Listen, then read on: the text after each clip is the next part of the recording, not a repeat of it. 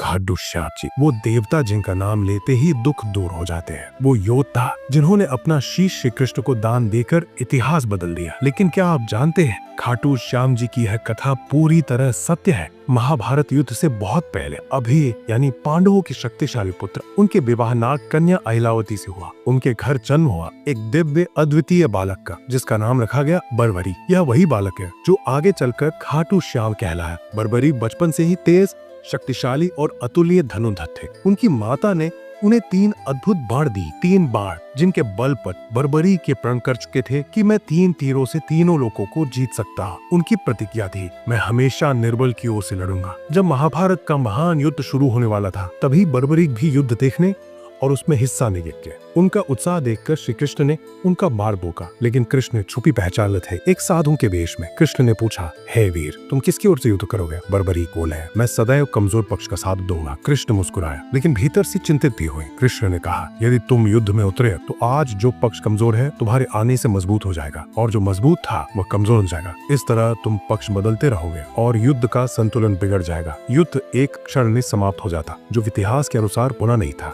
कृष्ण ने फिर पूछा, वीर, क्या तुम मुझे कुछ दान दे सकते हो? बर्बरी ने कहा, कृष्ण, मैं आपको अपना सब कुछ अर्पित कर सकता हूँ। कृष्ण बोले, मुझे तुम्हारा शीश चाहिए। बर्बरी स्तब्ध थे, लेकिन उन्होंने मुस्कुराकर कहा, यदि ये ईश्वर की इच्छा है तो बर्बरीक अपना शीश सौंपने को सदा तैयार है। बर्बरीक ने बिना एक क्षण सोचे अपना शीश श्री कृष्ण को दान कर दिया। यह महाभारत की सबसे बड़ी बलि थी, सत्य, भक्ति और वीरता का सर्वोच्च उदाहरण है। कृष्ण ने वचन दिया, तुम्हारा शीश युद्ध समाप्त तक युद्ध देखेगा और कलयुग में तुम मेरे नाम से पूजे जाओगे, श्याम के नाम से। महाभारत युद्ध के बाद कृष्ण ने बर्बरी का सिर राजा यज्ञसेन को सौंपा। सैकड़ों वर्षों बाद राजस्थान के खाटू गांव में एक कुएं से वह दिव्य शीश प्रकट हुआ। राजा रूप सिंह चौहान ने अपनी रानी की इच्छा के अनुसार उसी स्थान पर एक सुंदर मंदिर स्थापित किया। खाटू श्याम था, कृष्ण का वचन था, जो सच्चे मन से श्याम का नाम लेगा उसके दुख में स्वयं उठा लूंगा। जिसका सहारा कोई नहीं, मैं उसका सहारा बनूंगा। इसीलिए श्याम को कहा जाता है, हारे का सहारा श्याम। आज खाटू श्याम जी का दरबार विश्व के सबसे बड़े भक्ति स्थलों में से एक है। लाखों लोग अपने दुख, समस्याएं और इच्छाएं लेकर आते हैं। श्याम जी हर किसी की सुनते हैं। कहा जाता है, जो श्याम के दरबार में आता है वह खाली नहीं जाता। तो यह